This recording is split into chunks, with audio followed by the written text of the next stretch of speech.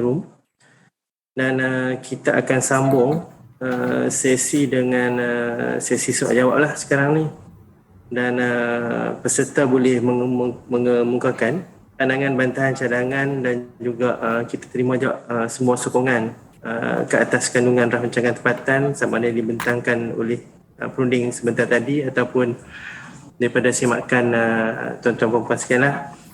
Dan kita mohon juga untuk mengemukakan soalan ni, kita mohon semua peserta mana yang nak mengemukakan soalan mohon untuk angkat tangan terlebih dahulu. Dan sebelum kita ni lah, sebelum Urustia sebut nama untuk ajukan soalan lah, sebab kita nak bagi peluang kepada semua peserta boleh mengajukan soalan masing-masing, tak ada yang tertinggal. Jadinya kita mohon untuk angkat tangan terlebih dahulu. Kita akan baca satu persatu lah nama bersetangan nama dan boleh ajukan soalan selepas tu.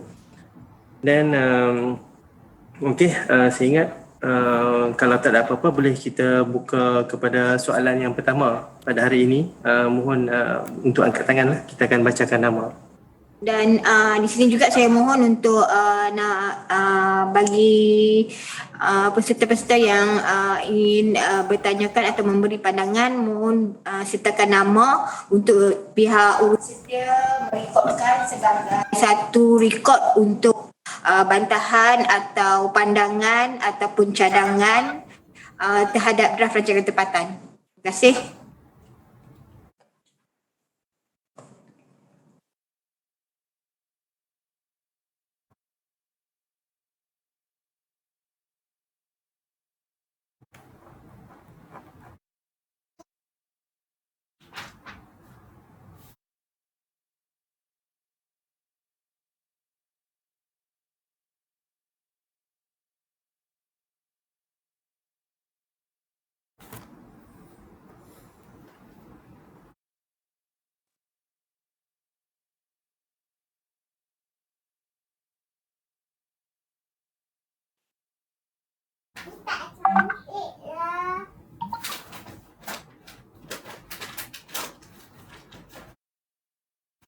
Hello, can you hear me?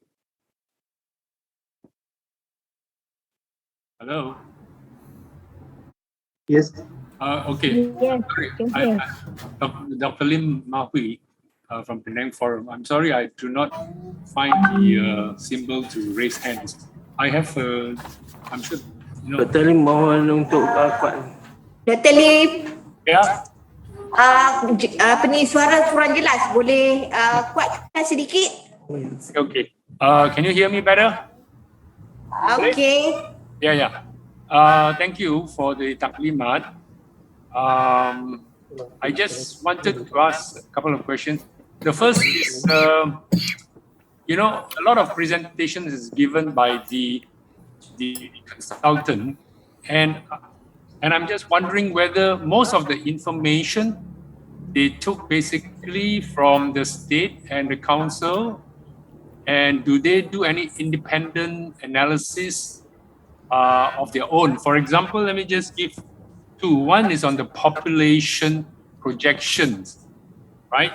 That it would increase for the state from 1.03, you know, to 1.7 or whatever, to around 2, quite a lot by 2030, which shows that, you know, this is like increasing almost 50,000-60,000 per year. So, which is quite different from, say, the Department of Statistics. And this is a very important figure because it influences planning and density and all that. So, to what extent they have their own independent analysis? Another example I want to give is in terms of the, you know, modal share of public transport from almost like, you know, maybe 4 or 5% to 40% in 10 years. How realistic it is? Because over the last 10 years, in fact, the public modal share went down. So these are the, you know, things that I'm concerned about. Thank you. Dr. Lim boleh dengar saya? Boleh. Dr. Lim, tadi suara Dr. Lim ni bahagian yang terakhir tu saya tak dapat. Sebab terlampau slow. Okay. Yang terakhir ya itu some example contoh about whether in a transport plan, they say they want to increase the public modal share to 40% by 2030, which is about 8 years time. Daripada sekarang the modal share cuma mungkin 5%. So to increase tenfold, saya ingat tidak realistic.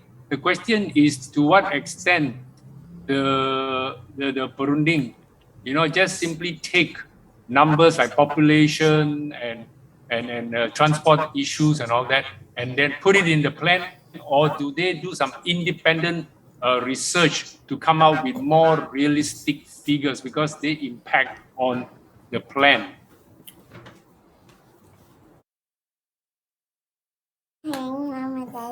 Okay, Peter?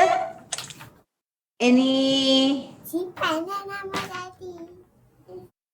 answer regarding on modal share Okay. and population? Okay. First question regarding the population projection too.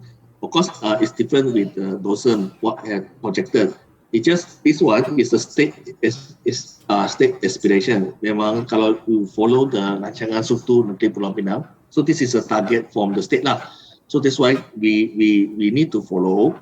However, this what is difference compared with the DOSM, because DOSM dia projection mengikut kadar pertumbuhan secara semula jadi natural growth. But for the state one, of course they do some injections of what they need, the targeted the population for the tujuan ekonomi, pertumbuhan ekonomi and also penduduk lah. So dalam sini it doesn't mean that at the moment what we have targeted, like we need to achieve 1 million population, doesn't mean that we need to really achieve 1 million population. But for this one, what is important for planning perspective 1 million, because in terms of dari segi penyediaan capacity infrastruktur ataupun capacity pengangkutan and also perumahan, of course we can use the capacity 1 million population lah. So that for this moment, so that in future, this island, they have enough capacity, enough infrastructure to cater 1 million population lah. So that's why we keep the 1 million population as our targets lah. Untuk tujuan selain itu untuk modal share at the moment, yes, I agree with you. At the moment we Penang at the moment they are only 5%,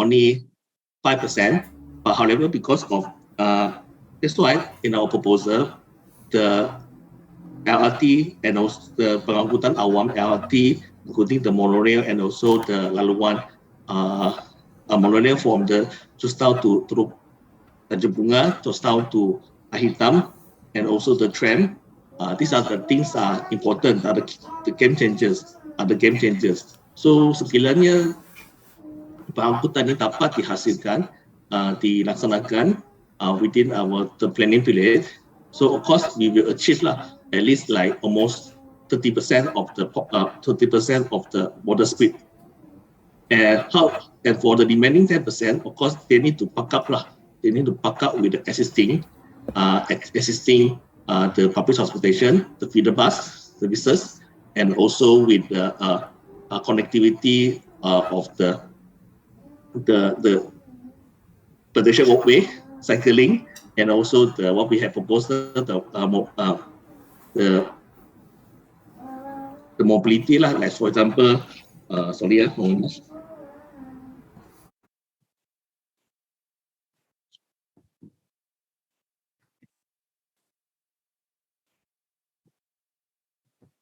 also the micro mobility. So with this, at least we can achieve 40%. So doesn't mean that, yeah, I know your understanding because within the 8 years, how realistic we can achieve the 40%. But this is our planning. So that's why we had to set the target so that whatever we are planning toward in terms of the planning decision made by the state state planning of the local authority or in any planning decision. So this 40% of the mode awam, mode share, they can become a guideline so that whatever planning development in future, they need to toward that directions lah. So they give the indication that we need to achieve. So whatever for this why it's important for this LRT development. So this is the target lah. They need to achieve. How to achieve this? That's what we have mentioned just now lah. Through the with the bus, walkability, cycling, and also the mobility micro.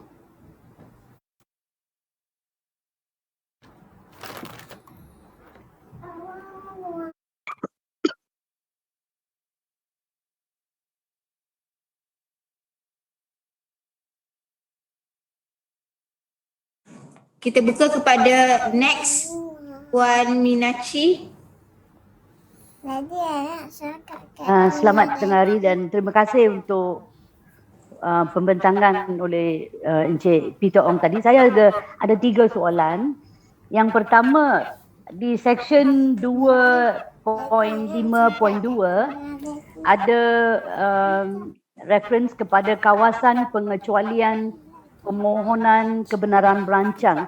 Saya hendak penerangan lah apa maksud tersebut sebab kurang faham, terutamanya 2.5.2 di yang point A yang kata plan kalau kebenaran merancang tidak perlu kalau dia ikut plan-plan yang tara dan sebagainya. Jadi saya perlukan penjelasan tersebut. Itu soalan pertama. Yang kedua, ada juga saya nampak bahawa bagi lereng bukit, pembinaan perumahan di lereng bukit ada dibenarkan walaupun dikatakan dia bukit tersebut adalah di bawah warta bukit. Jadi tolong bagi penjelasan tersebut sebab saya kurang faham.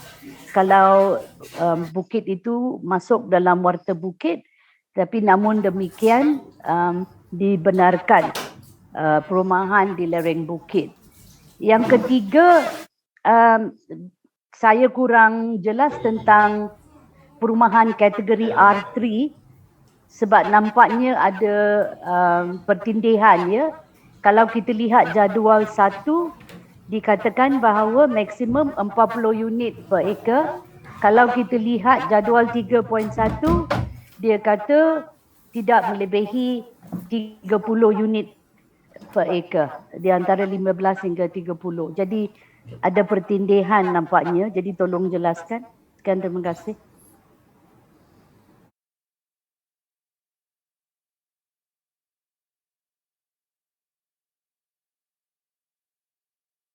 Okay, untuk kawasan pertama untuk kawasan pengecualian kebenaran merancang.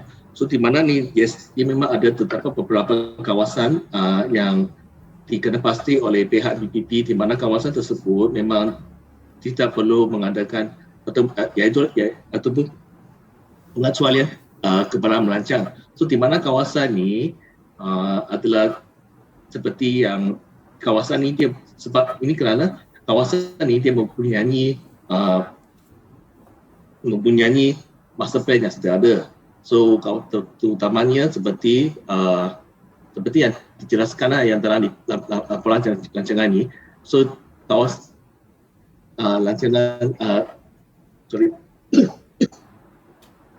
rancangan tempatan ni dalam jilid kedua page 2-61 di mana kawasan ni iaitu meliputi kawasan seperti di sekitar kawasan Pearl Hill, kawasan kampung terusan koperasi sempurna Terugo. Ketiga adalah kawasan Pekakar dan keempat adalah kawasan tersusun Sungai Ara, bawahan koperasi Tunas Muda. Dan kelima adalah kawasan penempatan semula nelayan di kawasan Majlis Teluk Kumbar. So ini kawasan ni sebab dia tidak dikecualikan sebab dia mempunyai master plan yang sudah ada. master plan yang sedia ada semasa-nya mereka menyerahkan dia punya developments lah. So that's why kawasan ni dia perlu mengikut master plan yang sedia ada yang seperti yang disalah oleh pihak MPPP. So mungkin kalau untuk selanjutnya mungkin pihak MPPP boleh beri penerangan yang lebih teliti untuk ini. Kedua adalah Leleng Bukit. Yes, kawasan Leleng Bukit yang kita allow for development.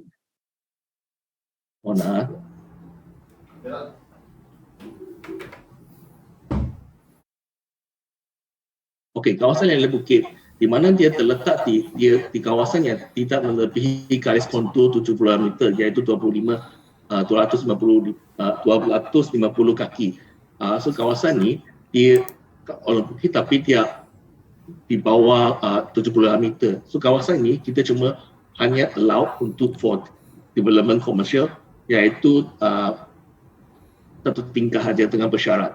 So kawasan ini kenapa kita digerakkan sebab one thing is kita nak untuk keperluan masa depan sebab as we know land is limited. So these are the area that we have not all the area that not all the area kawasan yang bawah 70 meter adalah dibenarkan untuk sebagai permohonan zon Leleng Bukit. Only certain area yang telah digaji di mana kawasan tersebut mempunyai struktur tanah yang stabil dengan mempunyai infrastruktur accessibility di mana kawasan tersebut kita allow lah untuk pembangunan kepadanan rendah iaitu hanya kediaman satu unit ataupun 6 unit mereka adalah digunakan di kawasan tersebut saja. Dan last sekali untuk information mengenai soalan mengenai R3 okey. So di mana maksudnya itu adalah salah satu pemakaian telah dipakai oleh BIDP at the moment iaitu ditenagai adalah 6 unit mereka di mana cuma dia tidak boleh melebihi 15 iaitu sama ada dia boleh within 14 unit point 5 ataupun 14 unit per unit mereka. Cuma dia tak anything development yang boleh dimakan dia tidak boleh melebihi 15 lah iaitu maksimumnya mungkin adalah 14 ataupun point something. So memang dia tak boleh melebihi. So cuma yang digunakan untuk R4 memang R4 kepadatan rendah sederhana iaitu 15 saja digunakan lah untuk at the moment. So this is the cara at the moment pemakaian lah yang telah cara pemakaian sedia ada di pihak MPPP. Terima kasih Peter. Bagi memperjelaskan lagi persoalan yang dibangkitkan oleh Puan berkenaan dengan pengecualian kebenaran merancang. So sekiranya dilihat di dalam Akta Perancang Bandar, that means semua pembangunan melibatkan perubahan matan perlu mengemukakan kebenaran merancang. Walau bagaimanapun berdasarkan kepada situasi semasa di mana terdapat beberapa senario yang mana kebenaran merancang tidak diperlukan. Di mana di sini kita telah menyenaraikan bagi kawasan-kawasan yang mana telah pun terdapat master plan, iaitu master plan keseluruhan yang menunjukkan cadangan plot banglo dan juga infrastruktur telah pun ready ada di tanah dan sekiranya pemohon ataupun pemilik tanah tersebut ingin membangunkan sebagai bangunan rumah sesebuah. So di sini kita dapati pengecualian ini dapat diberikan. Begitu juga dengan pembangunan bagi bangunan separa kekal dan juga pembangunan kawasan industri yang telah pun mempunyai master plan keseluruhan yang telah pun diluluskan. So di sini pengecualian telah akan diberikan kepada permohonan-permohonan tersebut ya. Okey Puan. Selanjutnya saya buka kepada Dr. Kam. Puan sebelum pergi ke Dr. Kam, Okay. saya soalan tambahan ekoran daripada jawapan. Okay. Apakah master plan yang dirujuk ni? Yang itu saya kurang faham. Okey, contohnya di sini kalau kita lihat untuk perumahan sesebuah satu unit di Pearl Hill. So Pearl Hill sebelum ni telah pun mempunyai master plan yang mana majlis telah luluskan plot-plot banglo dan masih ada lagi tanah-tanah plot banglo ini yang pada ketika ini belum lagi dibangunkan dan sekiranya ia perlu ingin membangunkan plot banglo tersebut untuk membina satu unit rumah sesebuah, maka pengecualian kebenaran merancang diberi tetapi dia perlu submit plan bangunan. Boleh Puan? Boleh. Thank you. Terima kasih. Okey, boleh kita pergi ke Dr. Kam? Ya, terima kasih. Boleh dengar? Boleh Dr. Kam? Kam Suan Peng daripada Penang Hills Watch ya. Saya ada dua soalan, terutamanya terima kasih kepada konsultan memberikan taklimat tadi. Saya ada dua soalan ya. Yang pertamanya dalam slide 54 yang dipamerkan tadi, mengenal pasti kisah kawasan sensitif alam sekitar berisiko bencana sebagai kawasan antara 150 hingga 1,000 meter atas daripada paras laut ya, sebagai kawasan kisah berisiko bencana. Padahal di bawah rancangan struktur Pulau Pinang, hillland, tanah bukit itu digazetkan sebagai tanah dari 76 meter atas dari paras laut ke atas ya. Jadi adakah ini percanggahan? Adakah ini bermakna bahawa rancangan tempatan ini tidak anggap bahawa tanah di antara 76 meter ke 150 meter itu bukan kisah berisiko bencana? Ya, itu soalan saya yang pertama. Okay. Soalan saya yang kedua mengenai marine resources ya. Dalam slide 97, peta yang dipamerkan itu menunjukkan cadangan mengadakan aquaculture di sekeliling Pulau Kendi, padahal di slide 56 peta di slide itu menunjukkan ada terumbu karang di Pulau Kendi dan terumbu karang ini juga dianggap sebagai kisah berisiko. Jadi adakah percanggahan guna penggunaan kawasan terumbu karang di Pulau Kendi itu untuk kegiatan aquaculture? Kerana memang kita tahu, kita sedia maklum bahawa penggunaan air marine untuk aquaculture secara komersial boleh mencemarkan ya sumber air di kawasan itu. Terima kasih.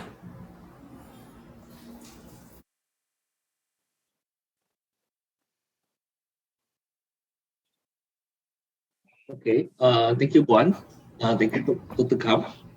Okay, untuk yang kawasan sensitif alam sekitar, okay, I think thank you for your comments lah. Okay, whatever I think is relevant, we will take note. I really appreciate your comment. I think that's why this is a spirit of the publicity awam. That's why through here, through this kind of forum, we can receive your comments lah, so that we can take note and record your comments, so that the committee they can evaluate lah for the next stage. So dalam sini for the plan 54 doesn't mean that of course we have center stage is based on the rancangan struktur negeri Pulau Pinang. Memang dia nyatakan kawasan risiko bencana risiko memang dia letak 150 meter sehingga 1,000 meter ke atas lah. So dalam sini whether this is relevant ataupun based on the Penang context, I think we will take note, we will evaluate. But however, doesn't mean that 76 meter tu kita tak ambil consider. Memang kita consider dalam rancangan tempatan ini. So kalau you look at the mapping under the legend, we actually stated bukit, lereng bukit ketinggian 70 meter memang kita reserve ataupun kita memang categorize sebagai kawasan sensitif alam sekitar lah. So, okay. Kedua untuk Pulau Kendi, okay, this is information that we based on some of the sentimental expert. So of course, okay, we take note your comment regarding the pencangkahan terumbu karang di Pulau Kendi sebagai kita punya sensitive area and also the aquaculture area. Okay, we will take note your comments and we will amend lah. We will amend the comment based on your comment. Based on your comment and also our analysis lah. So thank you for your comments. We will take those your comment. Thank you. Thank you, Mr. Ong. Memang betul apa yang dimaklumkan oleh pihak berunding. Kalau kita lihat secara taksiran KSAS bagi berisiko bencana bermula daripada 150 meter. Walau bagaimanapun kalau kita lihat di dalam plan kita, memang kita ada masukkan juga ketinggian 76 meter telah pun dimasukkan bersekali dengan 150 meter tu. Dr. Kam? Terima kasih.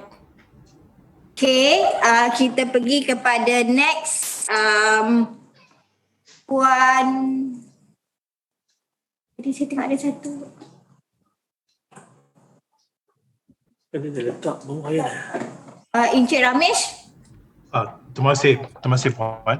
Nama saya Ramesh Balakrishnan. Saya merujuk pada jilid 1 bab 11 infrastruktur dengan utilities. Okey, soalan nombor 1 dalam draft dinyatakan penggunaan air domestik adalah 278 liter seorang. Tetapi PBA melaporkan 305 liter sehari pada 11 bulan Mac 2022 dan menyangkakan permintaan air di seluruh negeri akan meningkat kepada 1532 MLD. Tapi dalam draft dinyatakan kuantiti air permintaan air itu kurang. Itu satu. Nombor 2 ialah tidak menyatakan, patut draft perlu menyatakan pecahan penggunaan air untuk domestik, industri dan lain-lain perlu dinyatakan dengan jelas mengikut pembangunan. 3. Penggunaan air domestik di Pulau Pinang adalah 30 hingga 35% lebih tinggi daripada penggunaan air domestik nasional, iaitu 226 liter sehari. Jadi kapasiti sistem pembentungan perlu disemak semula jika penggunaan air domestik di Pulau Pinang tidak dikurangkan. Kalau mengikut draft, kapasiti rekomendan sistem pembentungan sedia ada ialah 1.5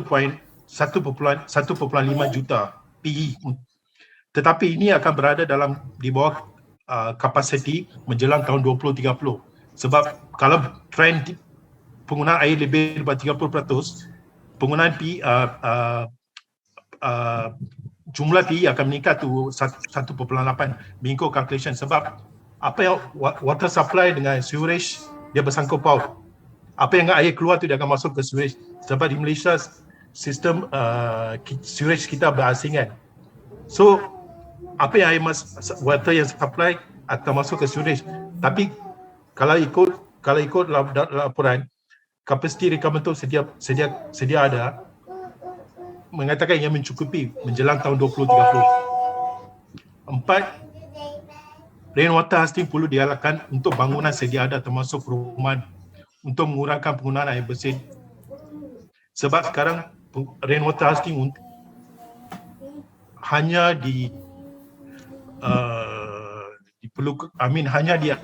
diminta untuk pembangunan baru.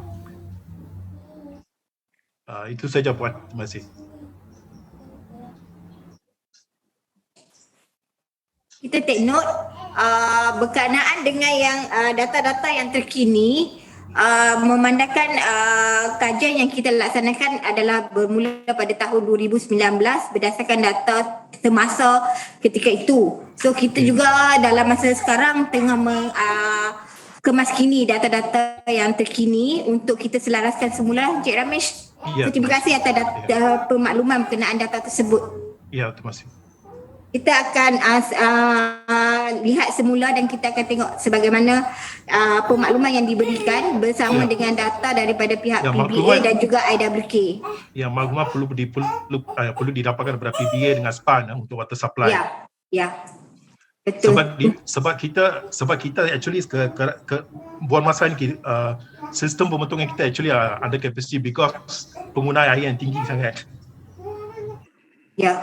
And then satu lagi berkenaan dengan pelaksanaan rainwater harvest yang ni memang sekarang ni di dalam perhatian pihak majlis di mana untuk ya betul untuk pembangunan baru kita telah pun jadikan syarat pematuhan bagi penyediaan rainwater harvesting. So kita akan penelitian sedang dilihat bagi premis-premis sedia ada bagaimana untuk dilaksanakanlah. Terima kasih ya Cik Ramesh. Ya. Terima kasih. Okey, selanjutnya kita ke Danish Kumar.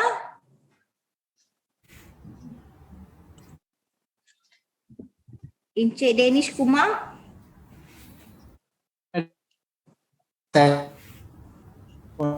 Nama Dinesh Kumar, saya merupakan wartawan daripada di Malaysia Today.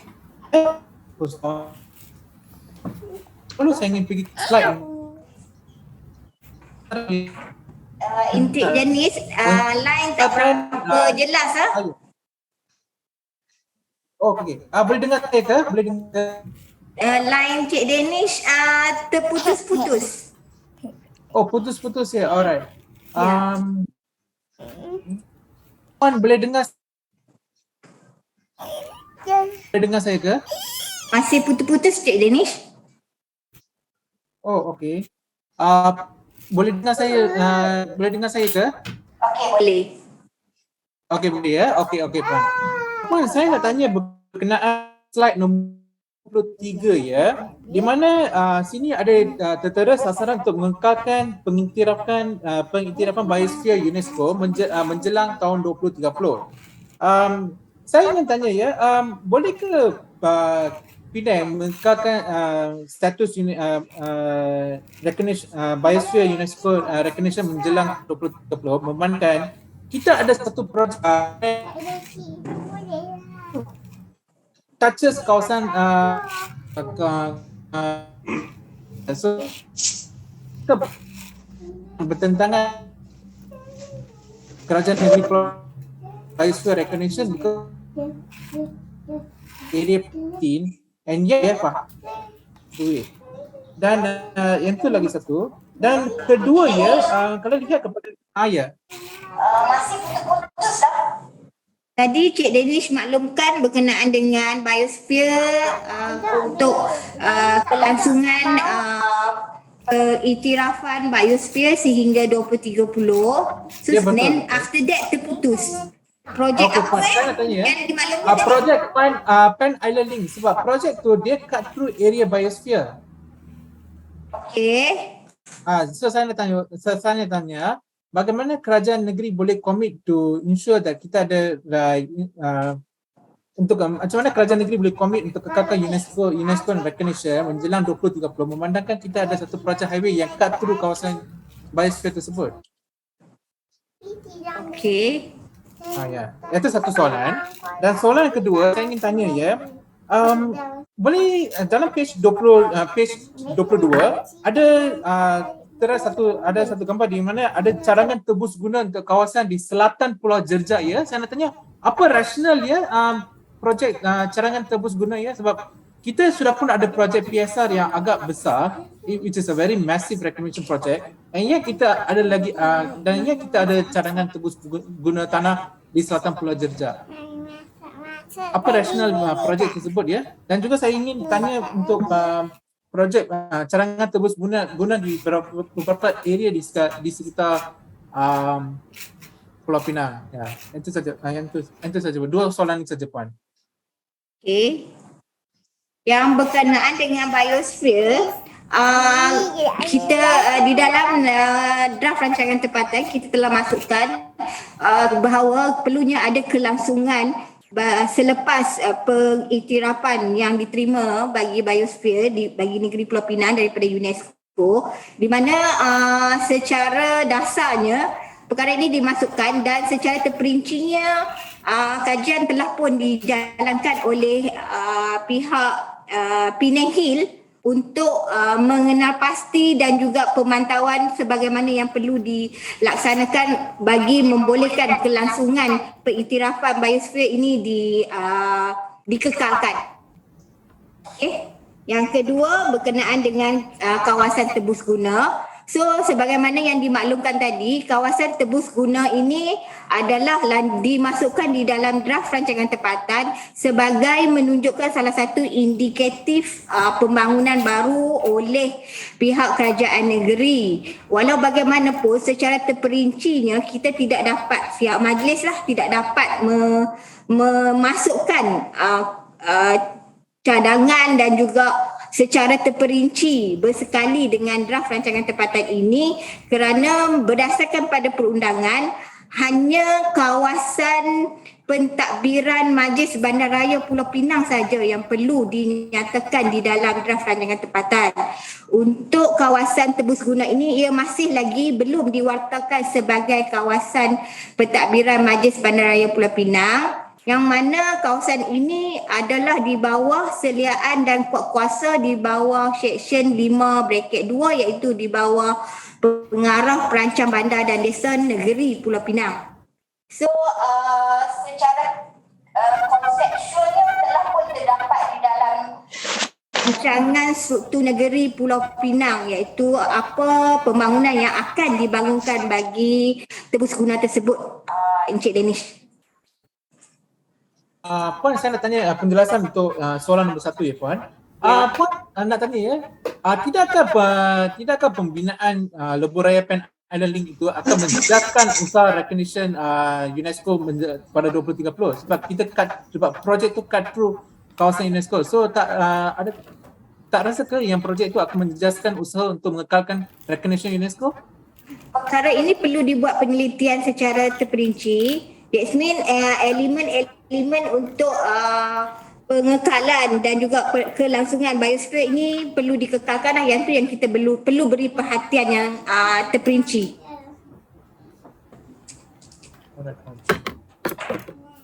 Terima kasih Puan. Okey, terima kasih Encik Danish. So saya buka untuk Puan Kusama. Okey, terima kasih.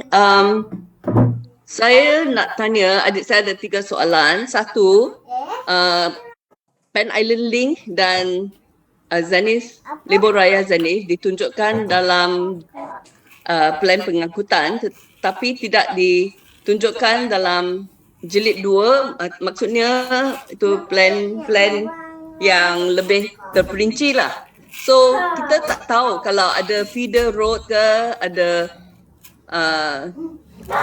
lintasan baru yang akan di kejiranan yang akan terjejas kerana feeder road, dan mengapa tidak ditunjukkan?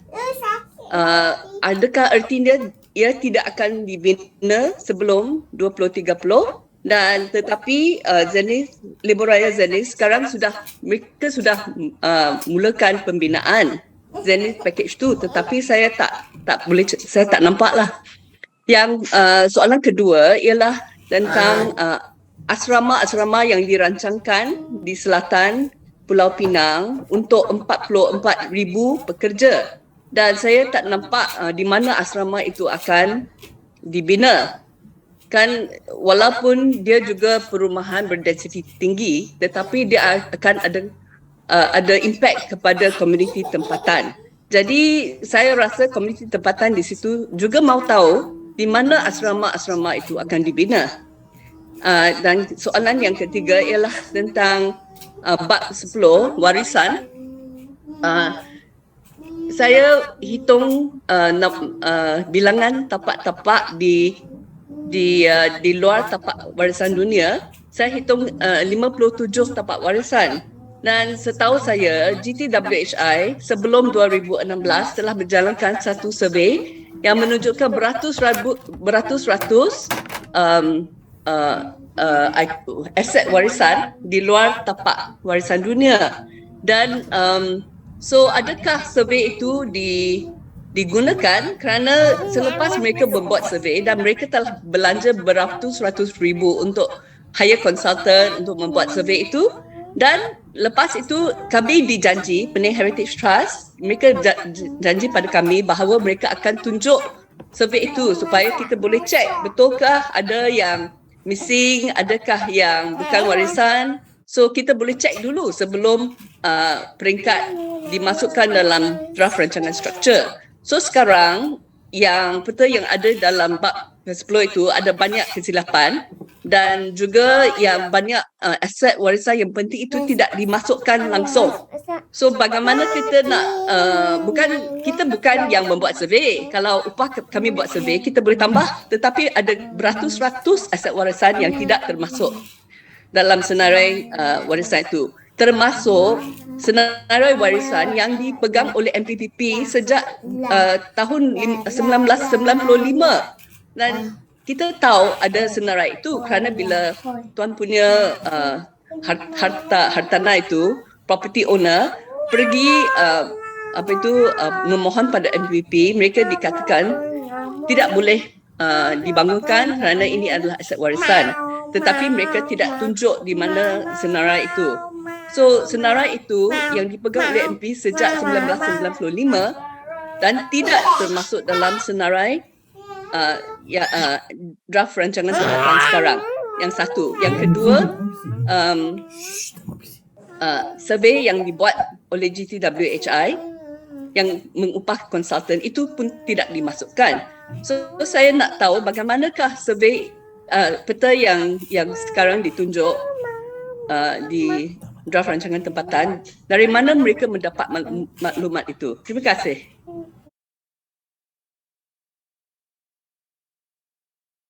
Terima kasih atas maklumat dan juga persoalan yang dibangkitkan oleh Puan Usama. Yang berkenaan dengan jajaran ini, kita masukkan di dalam jilid 1 dan tidak terdapat di dalam jilid 2 kerana penjajaran terperinci bagi Pan Island Link belum lagi kita dapati. Daripada kita hanya dapat as a alternatif jajaran sahaja. Dan yang selanjutnya berkenaan dengan cadangan-cadangan asrama pekerja yang mana telah pun dirancang dan diluluskan oleh pihak kerajaan negeri. Perkara ini juga kita tidak masuk secara terperinci yang menunjukkan dia sebagai asrama pekerja, tetapi kita nyatakan sebagai pembangunan bercampur, di mana di sini secara tidak yang kita nyatakan di sini dia melibatkan apa jenis aktiviti yang boleh dibangunkan di situ, termasuklah dengan asrama pekerja. Dan sebagaimana yang telah pun tersedia maklum, asrama pekerja di Teluk Kumba yang tu kita telah warnakan sebagai pembangunan bercampur. Selanjutnya berkaitan dengan cadangan warisan di luar tapak warisan dunia. Untuk makluman bagi list yang dibangkitkan oleh Puan, pihak majlis sehingga hari ini belum menerima secara hitam putih untuk pemakaian list tersebut. Dan senarai yang ditandakan di dalam cadangan draft rancangan tempatan ini adalah cadangan-cadangan di mana monumen ataupun bangunan-bangunan yang terletak di dalam pemilikan pihak kerajaan negeri. Untuk yang pemilikan individu yang tadi Puan ada maklumkan, kajian telah dibuat. Walau bagaimanapun keputusan untuk pemakaian tu belum lagi diterima oleh majlis, Puan. Okey, sorry saya nak tambah lagi. Okey, yang untuk soalan pertama, ini termasuk jajaran Lebuh Raya Zenith yang sekarang sudah mula pembinaannya So bagaimana mereka tidak memberi maklumat yang terperinci pada MPPP atau konsultan. Yang kedua itu untuk asrama pekerja asing, mengapa ia harus kena pasti tempatnya, kerana ia ada bukan sahaja ketumpatan yang tinggi tetapi akan memberi impak sosial kepada masyarakat tempatan. Dan yang ketiga itu untuk list warisan, kalau senarai itu sampai sekarang belum diberikan atau belum diberikan hitam putih, bilakah akan senarai itu diberi hitam putih? Kerana ini adalah satu requirement sebelum membuat rancangan draft structure, supaya semua kajian sudah dibuat, termasuk kajian tentang tapak-tapak warisan. Terima kasih. Okay, terima kasih Puan, saya akan ambil maklum perkara ini dan kita akan menyemak perkara ini Puan. Okey, kita masuk sikit lagi. Saya Zuri Ibrahim. Kasar Majlis Bandara. siapa yang bercakap tu ya? Ada. Saya Cik Zuri Ibrahim. Oh, Izuri ahli majlis. Saya mengikuti agak kelewat perbincangan ini. Dari segi draft pembangunan rancangan tempatan ini, boleh saya dapat maklumat tentang tapak warisan batu uban.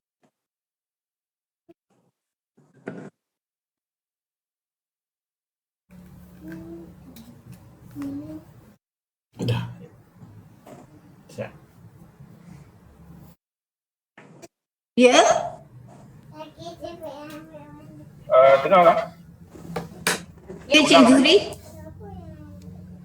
Saya ingin mengetahui bagaimana status tapak warisan Kampung Batu Uban 1734 yang telah dibangkitkan sekian lama tentang isu warisan ini yang dipandang sepi oleh kerajaan negeri.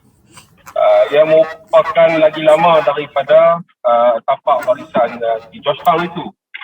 Saya ingin tahu apakah perancangan yang termaktub di dalam kerajaan draft rancangan tempatan Kerajaan Negeri Pulau Pinang ke atas tapak warisan Kampung Batu Uban 1734 ini.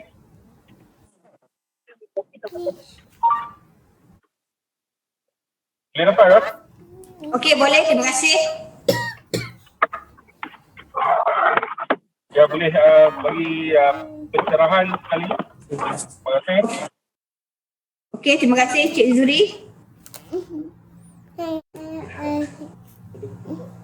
Okey, untuk untuk kawasan Kampung Batu Uban, di dalam cadangan draft rancangan tempatan, ia telah pun dicadangkan sebagai perumahan kepadatan tinggi.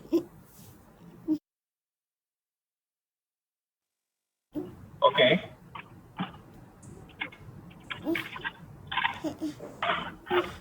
Hello. Ya.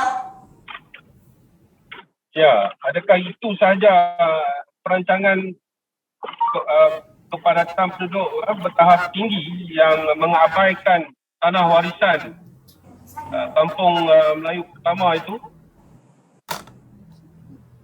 Di mana di sini kita telah nyatakan di dalam kawasan keseluruhan kawasan Kampung Batu Uban terdapat dua, iaitu perumahan kepadatan tinggi dan juga kepadatan sederhana lah.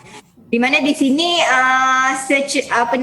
permakluman berkaitan dengan pengisytiharaan bagi kawasan ini dijadikan sebagai kawasan warisan, tiada sebarang kelulusan diberi untuk tapak ini diangkat sebagai tapak warisan. Tuan? Puan Zu. Ini amat menyedihkan sebab tapak warisan ini terlalu saiz dan lama dah dibangkitkan, yang merupakan tapak yang terawal di Pulau Pinang dipandang sepi oleh kerajaan negeri. Jika nak dibandingkan tapak warisan Georgetown, saya harap kerajaan negeri tidak mengabaikan tapak warisan yang pertama ini yang terawal ini 1734 daripada draft rancangan kerajaan tempatan ini. Baik, ini merupakan satu tapak yang terawal dan jika diabaikan, ini merupakan sesuatu yang tidak wajar. Puan Su, mungkin berdasarkan sesi engagement yang kita pernah buat lah kepada pihak BKK dengan ahli Exco Negeri Pulau Pinang yang kita pernah buat sebelum I think last year, memang kita terdapat dua kawasan lah. Tapak mereka telah dicadangkan dan kawasan di dua tapak ni kita telah masukkan sebagai perlindungan lah ataupun cadangan untuk mengekalkan tapak ataupun bangunan warisan di luar daripada zon warisan UNESCO Georgetown. So kawasan ni yang kita diterima waktu kita punya sesi Ibadat Ulus tersebut, iaitu pertama Tengku Kudin House dan kedua adalah Masjid Jami Batu Uban. So ini adalah dua tapak ataupun senarai yang kita diterima lah waktu kita punya sesi Ibadat Ulus lah. So sekiranya Tuan, kalau you rasa ada lagi kawasan ataupun bangunan you rasa perlu masukkan dalam senarai itu, kita mengalu-alukan lah. Okay, terima kasih.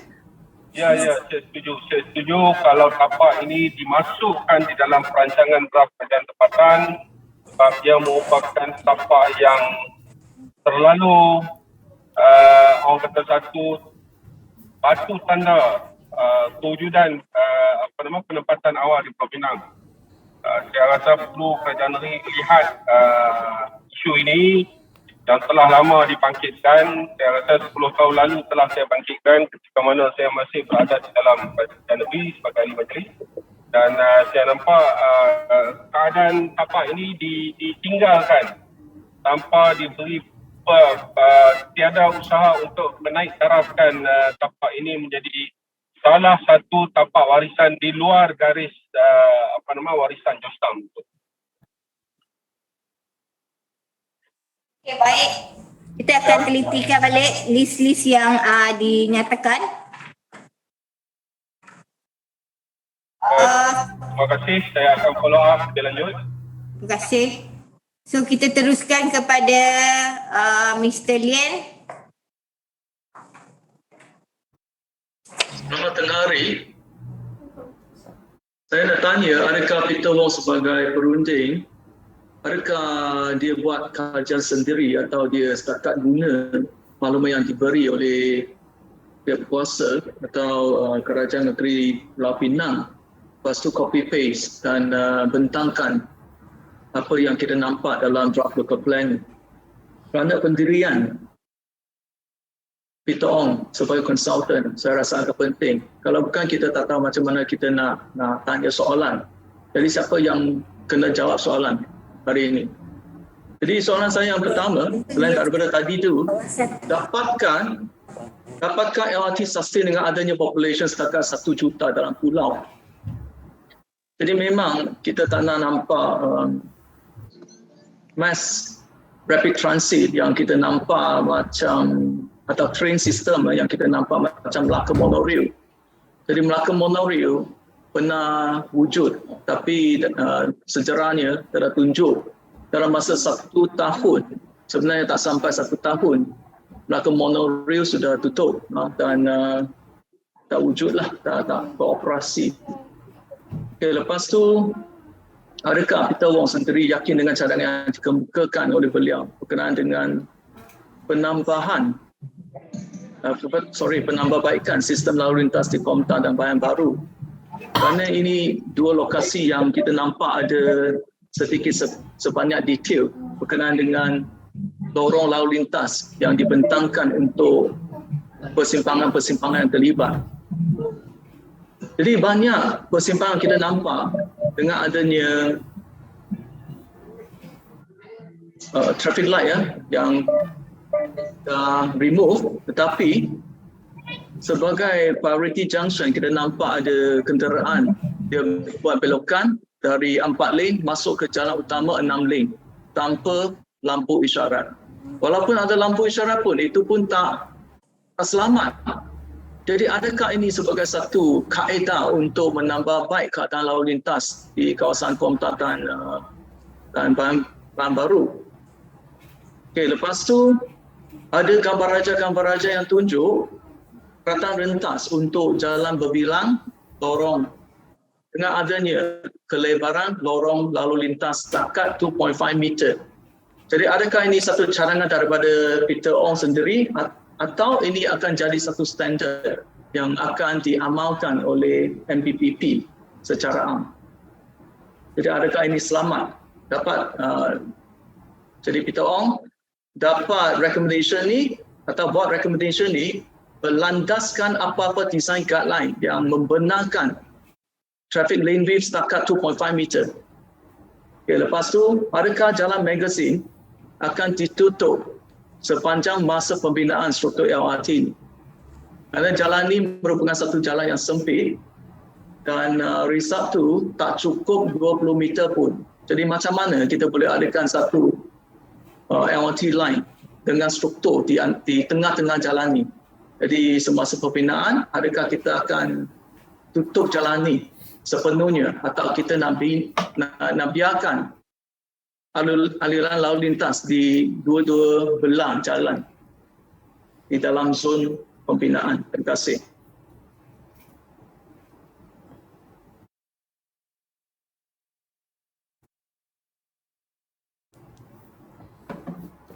Okay, thank you, Mr. Len.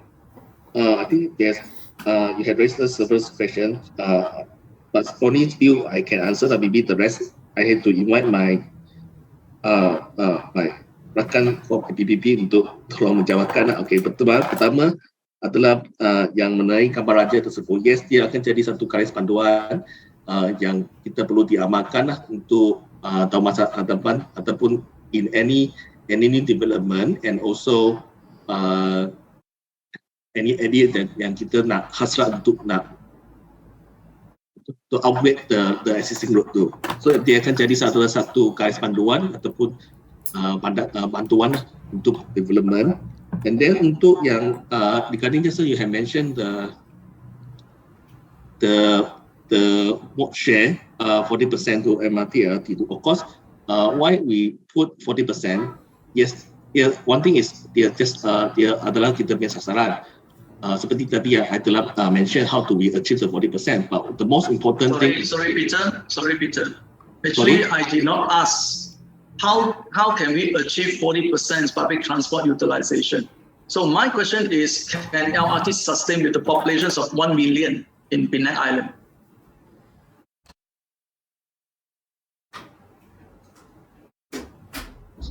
I'm not disputing. I think my hello. Yeah. Sorry. So my question is, can LRT sustain with the populations of 1 million on Penang Island?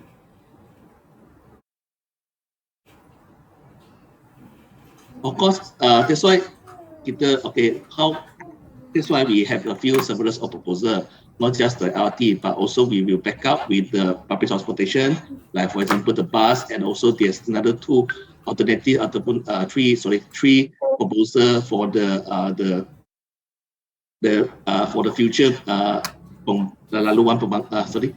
pembangunan angkutan awam seperti yang kita cadangkan laluan monorail, and also from the Tanjung Bunga to Tanjung Tokong.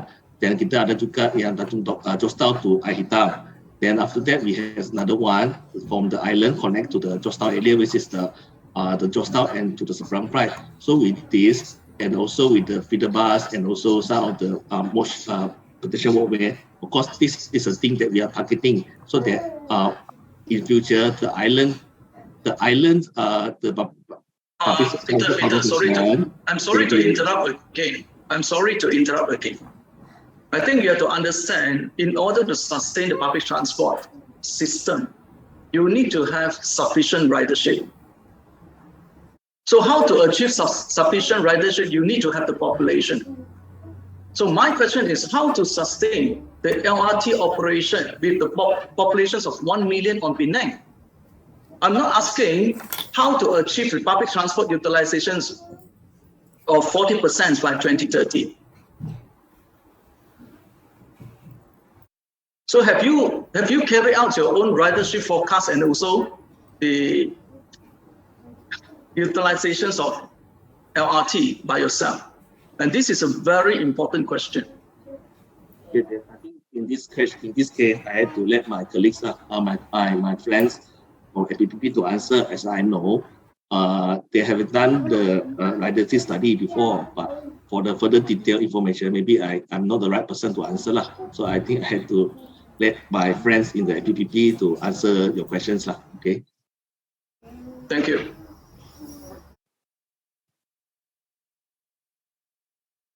And then in your draft local plan, so you have shown two proposals. So one in Komta and one in Bayan Baru. So have you studied by yourself all these traffic proposal can be implemented on the site? So are we supposed to follow all these traffic plans in future? Mr. Slade, Yeah. untuk yang kajian gambar rajah yang kita masukkan di dalam draft rancangan tempatan ini adalah berdasarkan kepada laporan TIA yang mana telah pun diluluskan mengikut projek by projek, dan perkara ini akan menjadi garis panduan bagi pemajuan yang selanjutnya lah. Dan yang ni pun juga tertakluk kepada penambahbaikan dari segi pematuhan untuk TIA yang berada di dalam kawasan tersebut. Okay, itu bermaksud apa yang kita nampak dalam draft local plan tu akan implemented lah. So not later. So boleh tak saya adakan kesimpulan macam ni? Itu yang kita nyatakan. Tadi Peter Ong pun ada bagi sikit komen atau ulasan di mana keratan rentas untuk jalan dengan risau 60 kaki atau 66 kaki 20 meter. MPPP ada pendirian bahawa itu yang dicadangkan dan kita semua kena ikut dimension yang dicadangkan.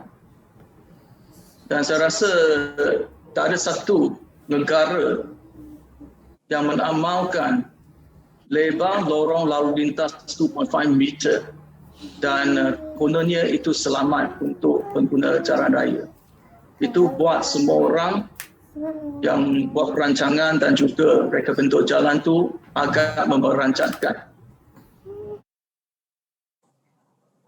Sekiranya Mr. Lian ada cadangan, boleh diusulkan kepada pihak majlis berkaitan dengan perkara ini dan kita akan buat penelitian selanjutnya. Kita mengalu-alukan cadangan dan juga pandangan daripada pihak luar. Sekiranya pihak Mr. Lian mempunyai cadangan, so boleh diusulkan kepada pihak majlis.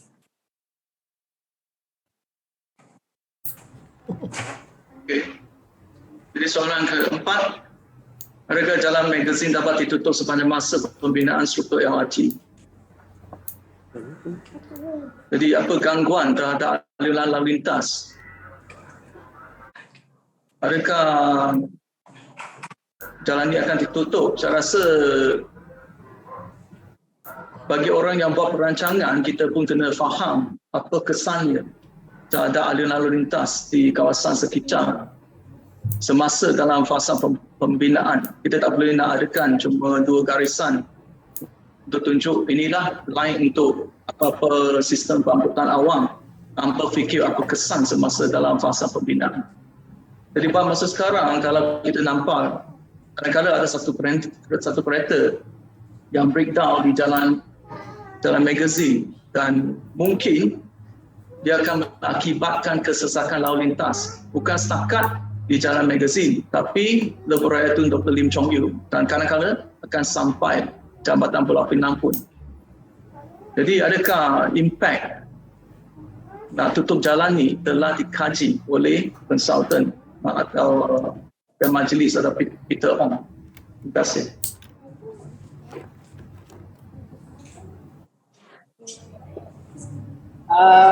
Assalamualaikum.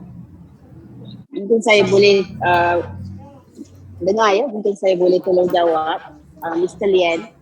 sebarang projek infrastruktur berkepentingan negara atau negeri perlu menyediakan social impact assessment, kajian impact sosial ya.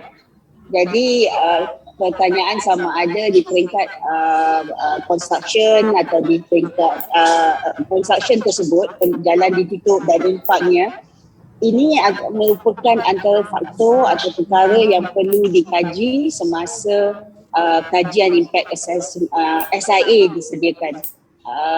Jadi jawapan kepada soalan tuan adalah peringkat pembinaan bukanlah skop RT, tetapi telah ada peruntukan di bawah peruntukan Undang-Undang Akta Perancang Bandar dan Desa untuk menyediakan kajian laporan impact sosial. Terima kasih.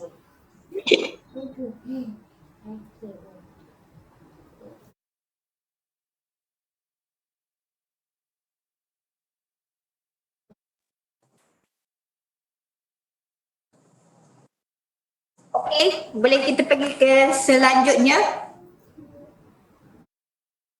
Mr. Lawrence Law.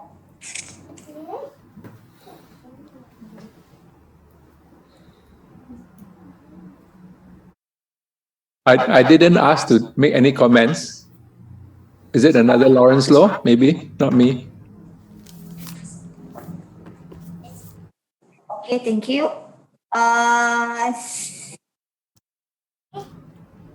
Persatuan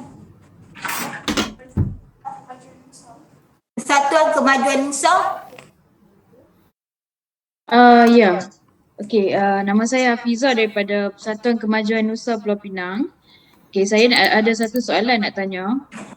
Apakah melalui perancangan yang dibuat ni, kita dapat wujudkan peluang pekerjaan, tingkatkan pelaburan asing dan juga dapat tingkatkan taraf hidup ataupun living standard masyarakat di Pulau Pinang? Terima kasih. Secara tidak langsung ia akan memberi satu rujukan dan juga satu indeks terhadap perkara tersebutlah puan. Sebab kita bukan hanya melibatkan perancangan spasial, dia juga akan daripada perancangan spasial ni dia akan menjurus kepada pembangunan ekonomi dan juga living quality of life penduduk di Pulau Pinang, khasnya bahagian pulau.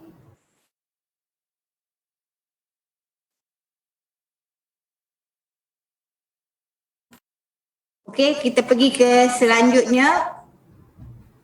Encik Sazlin.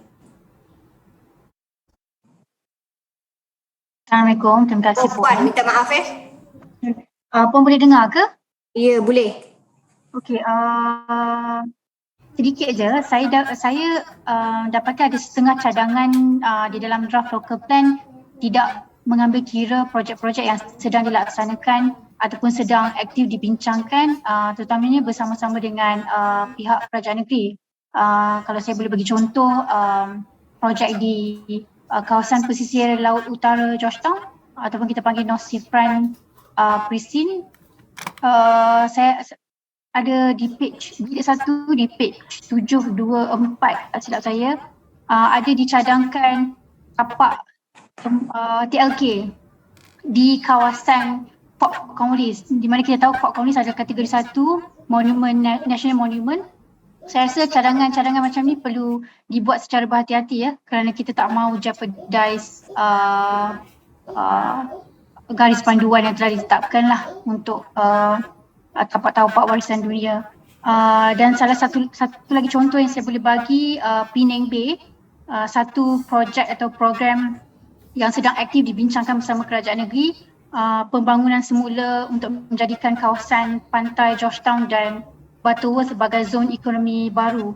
Saya dapati tidak dimasukkan sebagai salah satu cadangan sebagai nod pertumbuhan utama di Pulau Pinang. Jadi saya cadangkan mungkin pihak perunding boleh menyemak semula maklumat-maklumat ni, kerana projek-projek ni adalah projek-projek di bawah kerajaan negeri dan ada setengahnya juga melibatkan MBPP. Terima kasih. Okay, terima kasih Puan Sazlin. Untuk makluman Puan Sazlin, di peringkat draft rancangan tempatan ni kita akan telitikan. Cuma saya nampak untuk projek-projek kelangsungan, projek-projek direct dalam kawasan World Heritage Site, saya mohon untuk Puan Sazlin juga rujuk maklumkan perkara ini kepada Plan Malaysia Negeri, memandangkan pihak Plan Malaysia Negeri telah pun menyediakan satu rancangan kawasan khas yang menjurus secara terperinci bagi pelaksanaan dan perancangan terus ke tapak warisan dunia. Betul. Untuk SAP pun kami dah maklumkan, cuma saya rasa it's good if we can align draft local plan dengan RKK lah. Sebab perkara ini, untuk makluman Puan, perkara ini kita dah inline dengan RKK. Itu yang saya pun berterima kasih di atas pemakluman yang Puan berikan, dan kita juga boleh sampaikan kepada pihak Plan Malaysia Negeri lah. Berkenaan perkara ini untuk diselaraskan secara bersama. Okey, terima kasih. Tak apa, nanti saya rasa saya mungkin akan hantar juga melalui form yang disediakan so that ada record lah of this comment. Terima kasih Puan. Okey, terima kasih. Kita terus kepada Encik Zulfikar. Ya, Assalamualaikum, salam sejahtera. Pertama sekali saya nak ucap terima kasih lah sebab adakan sesi ini. Walaupun kami sebenarnya lebih utamakan sesi fizikal lah.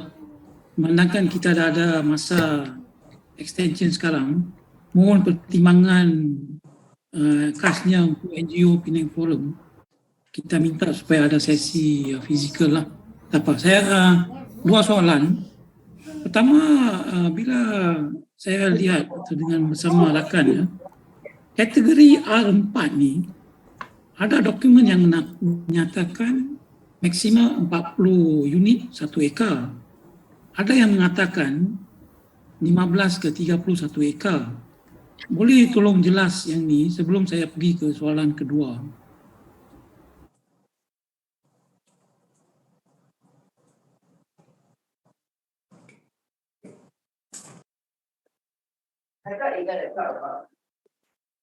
No, not you. But who I put my name there? Well, you must have clicked the hands up. They only call it before. Hello? Okey. A4 ni memang kalau kita report ni memang kita nyatakan 15 yang dibenarkan, lepas tu maksimum yang boleh ditimbangkan adalah 30. However, sekiranya tuan tanah nak meningkatkan kepadatan tersebut, dia boleh melalui pemakaian kerais panduan peningkatan kecepatan tarnis waktu iaitu 18 unit per acre ataupun 2.8 melalui kerais panduan yang sedia ada ni. Cuma dia hanya dibenarkan untuk A4 dengan A5 aja. So sekarang ni memang kami nak nyatakan yang dibenarkan adalah 15 dan maksimum yang boleh ditimbangkan adalah 30 sahaja. Tapi kalau tengok jadual satu, dia mengatakan maksimum 40. Tapi ada di kawasan di muka surat lain yang ada kod warna R4 ni 15 ke 30. Saya maksudkan yang basic lah, bukan melalui permohonan. Jadual satu R4 tidak melebihi 40 unit 1 ekar. Tapi di muka surat lain di mana ada kod warna R4 ni 15 ke 30. Okay, thank you. I think we will take note your comment. Ensure that. Okay, thank you. Kedua yang sebagai bukan soalan dan juga pandangan lah. Kita tengok ini ialah draft rancangan tempatan. Perkataan utama di sini ialah tempatan. Maksudnya lokal, kejiranan, neighborhood. Inilah satu-satu peluang untuk pembayar cukai yang duduk kawasan kita sendiri, neighborhood, apa akan berlaku. Jadi saya tengok banyak pembentangan lebih kepada rancangan RSN ya, struktur negeri. Dan draft tempatan ni sampai 2030. RSN ni walaupun 2030 dia lebih pada rancangan. projek macam Penang Bay semua, takkanlah 20-30 boleh siap. Jadi sepatutnya fokuslah pada neighborhood yang sekarang. Jadi dalam pembentangan tadi, saya sedang tunggu sebenarnya, kata kalau saya kawasan Tanjung Bunga, beri contoh, saya nak lihat kawasan saya ni ada macam-macam kod warna. Saya harapkan ada beri contoh, maksud saya sampai 20-30, kawasan ni dikatakan Tanjung Bunga, hak dia macam ni, kawasan ni hak dia macam ni. Supaya lepas ni, bila penduduk download dokumen ya, boleh dengan sendiri memahami. Rancangan tempatan bukanlah pasal yang rancangan jauh-jauh, faktor antarabangsa semua, itu semua lebih RSN. Jadi saya mohonlah, selepas ni saya percaya ada lagi sesi dan roadshow. Kalau untuk pembayar cukai, mintalah fokus betul-betul kejiranan. Kata kalau ada roadshow di Tanjung Bunga, tolong fokus di Tanjung Bunga sampai 20-30, jalan ni macam ni kategori dia, jalan tu macam ni kategori dia. Jadi itu saya mintalah ya, fokus lebih pada ni. Keyword ialah tempatan. Terima kasih.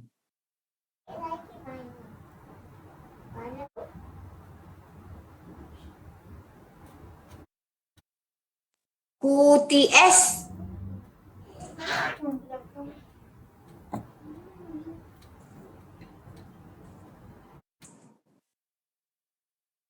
Atau selanjutnya Dr. A.R. Loh. Datuk A.R. Loh. Sorry. Okay, selamat, salam sejahtera. Saya Ku, tapi saya memang seorang public. So saya nak tanya, sebagai seorang public, kita nak tengok lebih jelas tentang plan ni, ada tak boleh tolong papa dekat website yang public dekat state? Sebab tahu saya sudah lama kita tak nampak draft rancangan tempatan dah kan, sebab Penang dah lama tak buat ini, sepatutnya 10 tahun sekali kan, dan sebelum tu pun tak buat kan. So kalau yang ni tak cukup detail, lagi satu ramai yang tak tahu, boleh tak pihak tuan consider untuk board yang pautan, presentation, semua info yang lebih jelas dekat website sekali. Kita kamu video tak? Boleh, tak ada masalah. Sebab paparan untuk secara EIS telah pun untuk mapping telah pun dimuat naik dalam web, di mana link telah pun diberikan pada sebelum ni. So nanti puan boleh buka balik dalam chatting, kita telah nyatakan link-link yang puan boleh akses untuk dapatkan maklumat berkenaan draft rancangan tempatan. Bukan link tu saja. Saya rasa ramai lagi public yang terjejas, memang yang tak dapat hadir sesi ini, memang mereka semua tak tahu. So untuk bagi tahu semua yang ada affected tu kan, boleh tak consider both semua sekali dalam satu website bukan link saja, bukan Google Drive. Sebab Google Drive memang orang yang ada akses kepada Google Drive ni baru ada boleh nampak. Video Facebook lah. Kalau website. Facebook kah? Okey, nanti kita akan maklumkan di dalam website majlis lah. Okey, boleh. Terima kasih. Lagi satu mungkin boleh tak semua adun wakil rakyat kita tolong edarkan kepada semua public. Sebab selalunya website dekat majlis tu bukan semua orang ada nampak, tapi kalau ada adun ke, sebab ini tempatan kan, kita memang semua terjejas. So kalau adun boleh tolong edarkan kepada kita semua tu, tolong educate kita tentang apa yang akan berlaku dekat neighborhood kita, mungkin itu lebih berkesan. Ya, bila dah buat dalam majlis tu boleh tak suruh adun bagi tahu kat kita semua. Sebab ramai lagi yang tak tahu. Saya rasa memang ada ramai lagi yang tak tahu. Okey, terima kasih. Ada potensi daripada Adun untuk buat macam tu? Kita akan semak baliklah Puan. Sebab pameran yang kita buat adalah terdapat di 2 tempat dan sekiranya boleh pergi ke situ kita alu-alukan, dan begitu juga kita selepas ini kita akan buat beberapa roadshow lagi di beberapa kawasan lah Puan. Sebab tadi saya pun dengar ada tanah pusaka orang Melayu tu kan. So saya pun rasa kalau ada tapak warisan tu nanti orang kampung macam mana dia macam saya jugalah. Orang kampung dengan saya memang sama. Kita memang tak fasih nak main Zoom lah, nak main mana-mana ke. Kalau Adun tak reach out kepada pihak orang macam ni, kalau kampung neighborhood kita dah dirosakkan baru kita tahu. Tapi yang semua ni sudah diluluskan. So kalau macam tu memang macam tak aci lah untuk kita semua ni. Okey, terima kasih. Terima kasih. Okey, Datuk AR. Ya, terima kasih ya Puan Zurani. Okay, I think about the just now the question raised by Madam.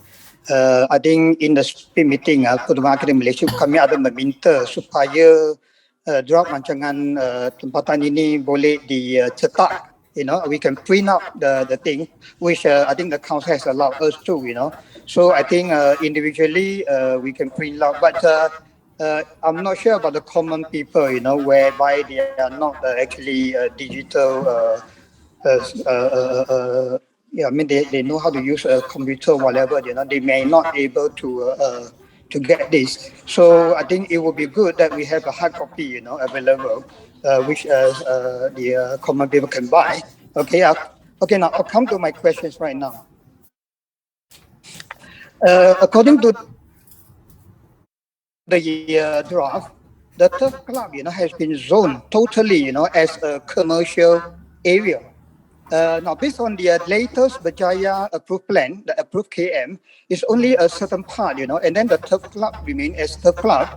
And as we know, the turf club is actually a green lung for the city, and it's also a natural retention pond. Now, I think we still remember the typhoon, in Vietnam. We are hit by the tail end, and nearly whole Penang is flooded. Now, that includes the hospital. Even the emergency entrance, of the hospital is flooded, and even some ward is flooded. So by virtually converted the turf club into a commercial area, I think we are going to see a lot of problem later, in terms of flooding. So I hope that we can. I think like Peter Ong, can you look into this? We cannot, based on the approval submitted by, I believe, is submitted by Dr. Patrick Lim at that time. It's not totally what I call a commercially zone. Okay, this is one. The second one is about height control. Now, about the Mercu Thunder raised up by the draft local plan. Now, we have a few, like the Komtar area, which you cannot be more than 50% of the height of Komtar. And then some Bukit, you cannot be more than 75% of the height of the Bukit.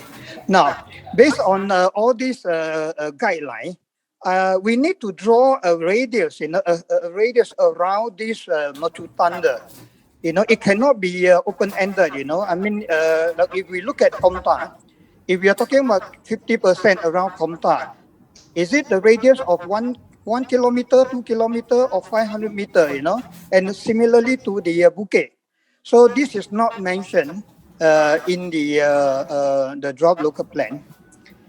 And then another one is, I think I have seen a lot of council assisting policy, which has been approved, even some of it lately, And then, but based on this draft local plan, some of this policy has been inverted comma, superseded.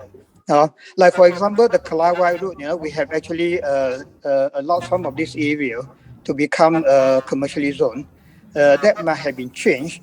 And then some area in the heritage area, or even the Pinggiran heritage area, Previously, the policy is commercially zoned, but now, you know, it seems that a lot of houses have been picked up individually, and all this space has been dotted with residential development. That has been changed. And similarly, you know, a lot of some of these existing guidelines, you know, which has been used under the Blue Book, you know, under the policies that we have been talking about, it looks like some of this has been superseded also.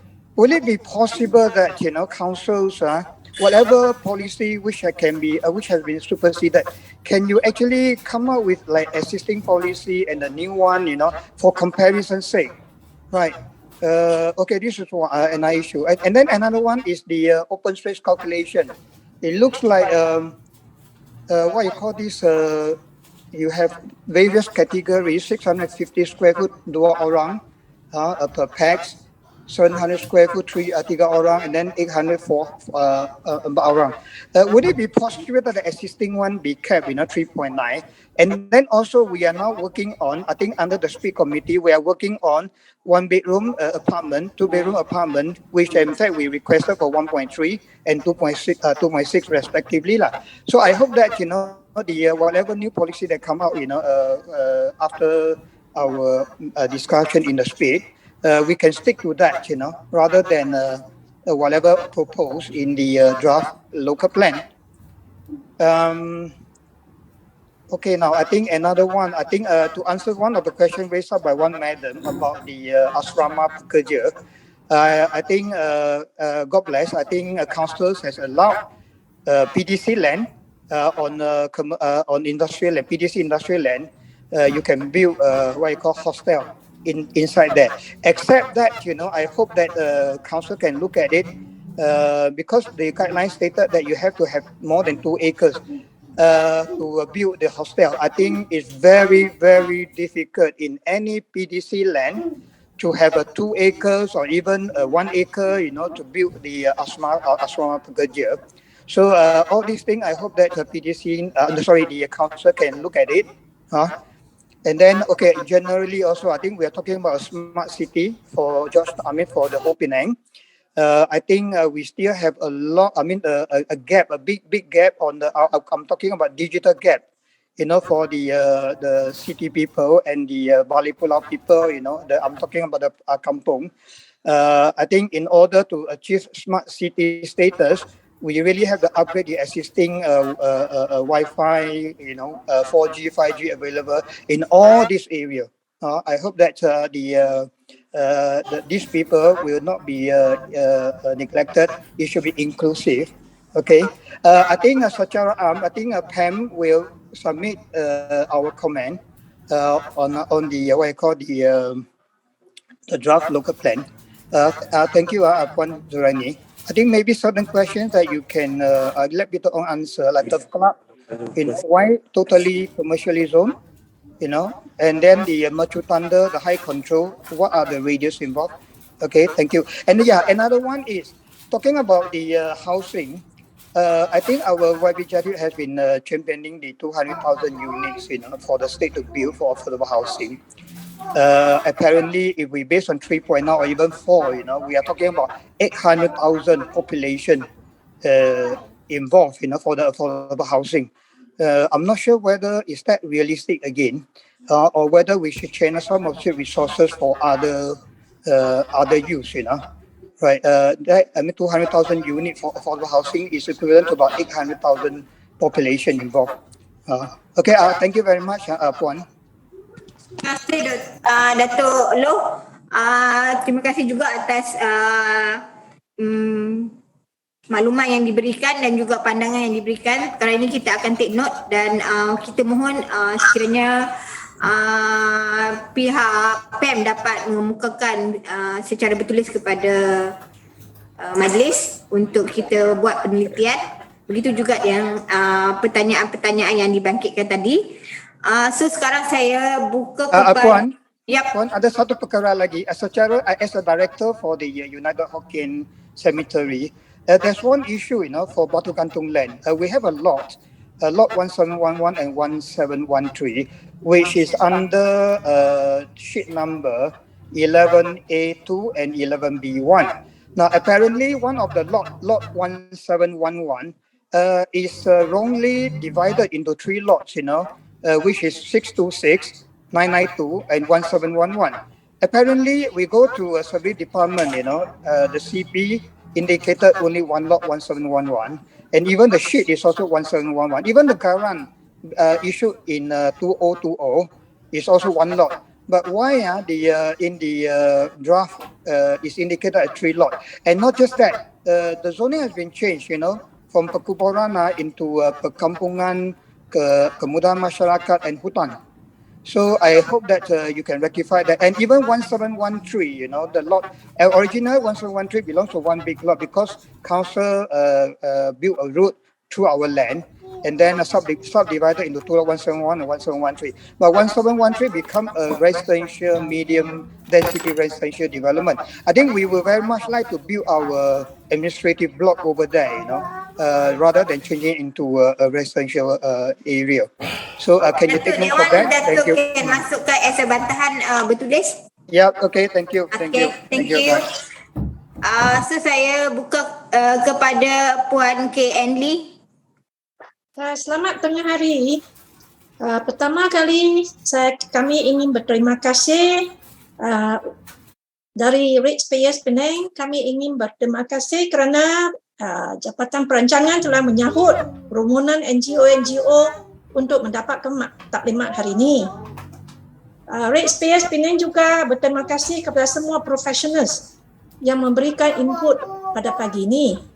Tapi untuk ratepayers, kami memang lay person. Although I'm a professional, but I'm not a professional in development. So kita dengar very very complicated for a lay person. Kami sokong yang Puanku minta, if possible, all these local plan be exhibited on your website supaya public boleh masuk tengok. At this moment, I think the local plan is not filtered down to individual. Not many people actually know or understand it. Yang question saya tu, yang saya nak tanya, saya tengok, saya masuk, saya tengok kalau satu baris tu, kadang-kadang ada commercial, in between ada residential. So maksudnya, yang terkala residential tu dia tengok sebelah dia, why the sebelah tu commercial but on the same road. The second question is, saya tengok banyak tempat dapat pengangkutan. The zoning of pengangkutan. So I can imagine our LRT is talking about vision maybe 2050, 2060 in certain area, not all area. The prime one will maybe go first lah. But the additional, the extra one will come very much in the future. I can imagine the landowner, dia tak boleh buat apa dengan that lot lah. Dia mau tunggu sampai MBPP atau the government come and acquire that piece of land because in between dia pengangkutan tak boleh buat apa.